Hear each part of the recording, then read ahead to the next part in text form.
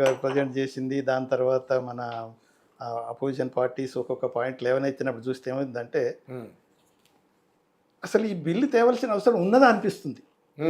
First of all అసలు తేవాల్సిన అవసరం ఉందా ఎందుకు ఒక్కోసారి ఏమనిపిస్తుంది అని అంటే లేని అవసరాలను తనంతట తాను తీసుకొని అదేమవుతుంది అని అంటే కొన్ని డైవర్షన్ టాక్టిక్స్ లెక్క ఉపయోగించుకోవాల్సిన పద్ధతిలో వీళ్ళు పోయారా, లేకపోతే ఒక అపోజిషన్ లీడర్ అన్నట్టు బీహార్ ఎలక్షన్స్ వస్తున్నాయి కాబట్టి దాన్ని అక్కడ అంటే కొన్ని పాయింట్స్లో డిస్కషన్ వస్తున్నప్పుడు మిస్యూజ్ అయినవి ప్రతి సిస్టంలలో ఉన్నాయి. దాన్ని కరెక్ట్ చేయటం అనేది చేయవలసిన పద్ధతిలో, అందుకని అమెండ్మెంట్లు ఎన్నోసార్లు వచ్చేసినాయి. రాను రాను వస్తుంటే ఇంకా ప్రోగ్రెస్ కావాలి. సో అది దాన్ని ఎవరు కాదంటలేరు. కానీ ఆ పద్ధతిలో ఒక్క రిలీజియన్ని పట్టుకొని దాన్ని సపరేట్గా చేసి దాన్ని నిర్వీర్యం చేసి అసలు మెయిన్ ఇంటెన్షన్ ఏంటంటే దానికి ఉన్నంత ఏదైతే ల్యాండ్ ప్రాపర్టీస్ ఇమ్మూవబుల్ ప్రాపర్టీస్ ఉన్నాయో దాన్ని కంట్రోల్ చేయనీకే 9,40,000 అదే ఎకరాల భూమిని. అందుకనే కదా దాన్ని కంట్రోల్ చేయని ఉద్దేశం ఏంటి? బీజేపీ ఆ ల్యాండ్ మీద కట్టుబడింది అంటారు. అంతే కదా. ఇప్పుడు దాని మీద పడుతూ ఓకే చూపించాలి కదా. దానికన్నా ఇది మేము మెరుగు తీసుకొచ్చామనేది. మెరుగు ఎక్కడ తీసుకొచ్చారు?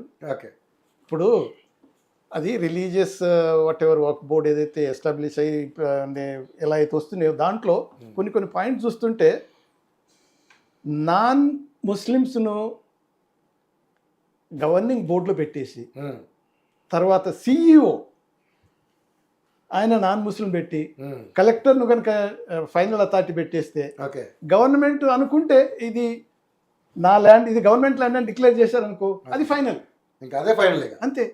సో అది దాని గురించి ఎవరు మాట్లాడడానికి కూడా ఉండదు. అది పద్ధతి కాదు కదా. దాని ప్రకారం ఏంటంటే ఓకే గవర్నమెంట్ ల్యాండ్స్ అయితే వక్ఫ్ బోర్డు ఆక్రమించుకొని క్లెయిమ్ చేసుకుంటుంది అనేది ఏదైతే అభియోగం లేకపోతే కంప్లైంట్ ఏదైతే ఉన్నదో దాన్ని సరిచేయనీకి గవర్నమెంట్ అధికారే, డిస్ట్రిక్ట్ అధికారే ఫైనల్ డిసైడింగ్ ఫ్యాక్టర్ అని అంటే అది ఎలా జరుగుతుంది? ఒకటి.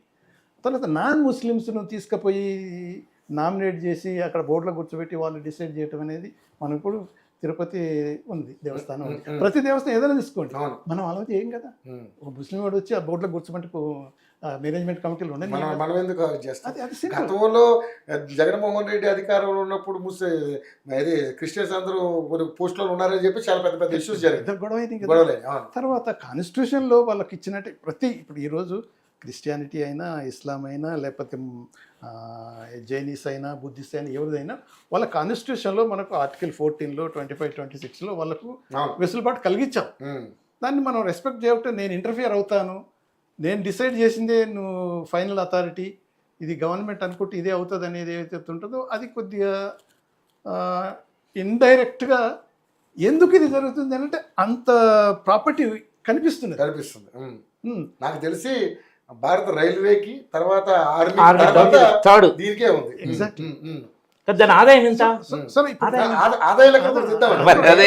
పూర్తిగా చెప్పినాక అవన్నీ వచ్చేస్తాయి. ఏదైనా పబ్లిక్ ప్రాపర్టీ అయినప్పుడు అది పబ్లిక్ నుంచి పోయి ఒక గ్రూప్ ఆఫ్ పీపుల్కు అది చెందాలనేది ఒక బోర్డు ప్రకారం నడుస్తున్నది.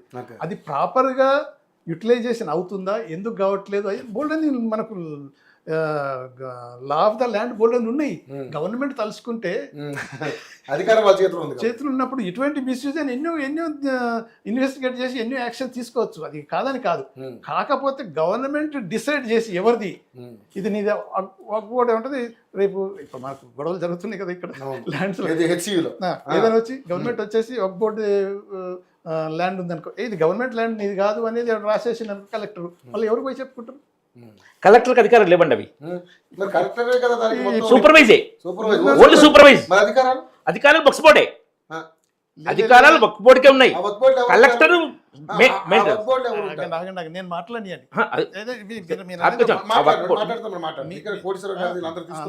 మీరు అనేది ఒక విధమైన, కానీ ఇప్పుడు ఇచ్చిన దాని ప్రకారం ఎందుకంటే డ్రాఫ్ట్ ఏదైతే ఉన్నదో పార్లమెంట్ లో డిస్కషన్ అవుతుంది, అదే అంటున్నారు.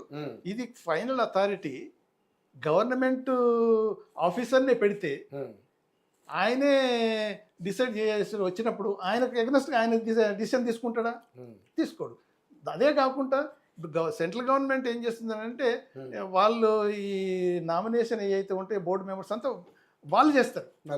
ఎలక్షన్స్ ఏమి లేవు, వాళ్ళ రిలీజియస్ ఏదైతే గ్రూప్స్ ఏవైతే ఉన్నాయో, సొసైటీస్ ఉన్నాయో, అవి zero value. Only government will nominate. ఎవరు నామినేట్ చేస్తే గవర్నమెంట్. సో ఇటువంటి అన్ని అంటే interfering in to their what ever religious autonomy కాకుండా ప్రాక్టికల్గా వాళ్ళని నిర్వీర్యం చేసే పద్ధతిలో ఇది కనిపిస్తుంది. అలా కాకుండా ఓకే 95లో యాక్ట్ తీసుకొచ్చి దాన్ని 95ను ఇప్పుడు వీళ్ళు మనం మోడిఫై చేసి మేము బెటర్మెంట్ తీసుకొచ్చామని అది ఆ టైటిల్ ఇట్ సెల్ఫ్ చూశారు కదా ఎంత పెద్ద టైటిల్. ఆ టైటిల్ని బట్టి చూస్తే ఏదో ఎన్నో డెవలప్మెంట్స్, ఇంప్రూవ్మెంట్, ఇది అది అని మనకు ఒక ఆప్టిక్స్గా అలా చూపించడం కానీ అస్సలు విషయాన్ని కనుక మైక్రోస్కోప్ పెట్టి చూస్తే కంట్రోల్ అంతా గవర్నమెంట్ తీసుకుంటుంది. సెంట్రల్ గవర్నమెంట్ పర్టికులర్లీ ఏమన్నారంటే మేము ఏం చేయట్లేదు, మాకేం సంబంధం లేదని కాదు. తర్వాత స్టేట్ గవర్నమెంట్, గవర్నమెంట్ అఫీషియల్స్, అథారిటీసే వీళ్ళని కంట్రోల్ చేయడం జరుగుతుంది. కాబట్టి ఇది కొంతవరకు అదే మిస్యూజ్ ఆఫ్ ఫండ్స్ అనేది, మిస్యూజ్ ఆఫ్ ప్రాపర్టీస్ అనేది ఎస్ వీ డూ అగ్రీ, జరగకుండా ప్రయత్నం చేయడానికి గవర్నమెంట్ వేరియస్ స్టెప్స్ తీసుకోవచ్చు.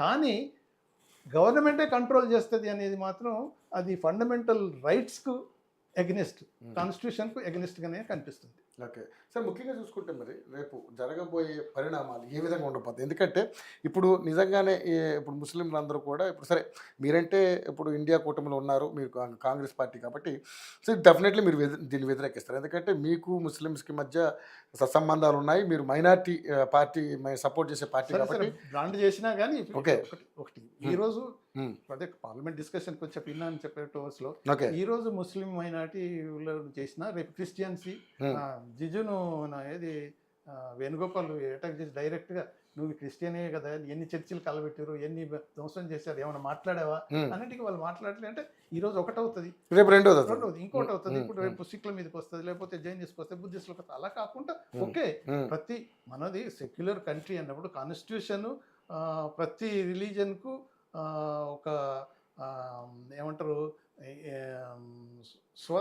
స్వతంత్రంగా యాజ్ ఏ పర్సన్ ప్రతిపత్తి యాజ్ ఏ పర్సన్గా ఇండియన్ సిటిజన్గా నువ్వు ఏ రిలీజియన్ ప్రాక్టీస్ కోవాలనుకున్నా అది నీ పర్సనల్.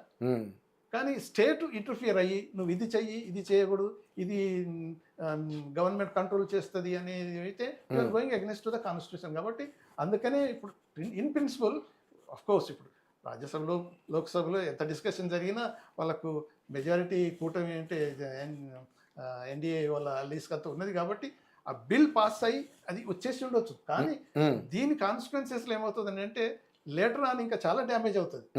ఇప్పుడు దీంట్లో కూడా ఏమంటున్నారంటే ఒకటే పాస్బంద్ అనే గ్రూప్ ఏదో ఉన్నది బీహార్లో ఎక్కువ ఉన్నారు, వాళ్ళ గురించి ఏదో చేస్తున్నట్టు, ఫేవర్ చేస్తున్నట్టు, వాళ్ళకు ఒక ఈ బిల్లు ద్వారా వాళ్ళకి చాలా మేలు జరుగుతుంది అన్నట్టు ఏదో అనౌన్స్ చేస్తున్నారు. మరి అదేంతవరకు ఐఎమ్ నాట్ అంటే అంత డీప్గా నేను ఆలోచించలేదు, అనుకోలేదు.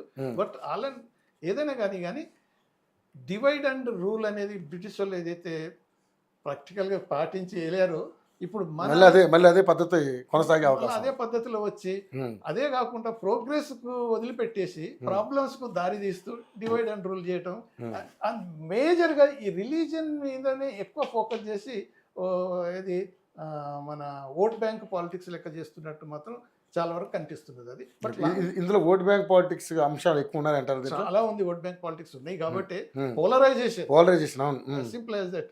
పోలరైజేషన్ ఇప్పుడు ఇప్పుడు బీజేపీ ఏదైతే ఉన్నదో మన దేశంలో ఇప్పుడు యాక్చువల్గా వాజ్పేయి జమానుడు ఉన్నప్పుడు బీజేపీ కూడా ఈక్వల్గా ఒక మంచి నేషనల్ పార్టీ, కన్స్ట్రక్టివ్ పార్టీకి వచ్చేది. ఆ తర్వాత పరిణామాలను చూస్తుంటే ఏదన్నా ఏమైనా కానీ ఓట్ బ్యాంక్ పాలిటిక్స్ పవర్లోకి రావాలి, దేశం ఏమైనా కానీ అనే పద్ధతిలో ప్రతి ఇష్యూలో, ప్రతి సబ్జెక్ట్లో కొంతవరకు ఆ కోణంతో చూస్తున్నట్టుంది. కానీ దేశాభివృద్ధి, ఇంటిగ్రిటీ, ప్రోగ్రెస్, ఇంక్లూజివ్నెస్ అని చెప్పటం, డివైడ్ చేయటం అనే పద్ధతిలో పోతున్నట్టయితే కనిపిస్తుంది. రైట్. ఎస్ సాదిక్ అలీ గారు సార్ నమస్తే. నమస్తే సార్ వినపడుతుందా, క్లియర్గా ఉందా మీకు వాయిస్? వినపడుతుంది సార్. సాదిక్ అలీ గారు, సో మరి ఏంటి ఈ వక్ బిల్కి మీ అభిప్రాయం ఏంటి? ఎందుకంటే మీరు సీనియర్ పొలిటికల్ అనలిస్టు,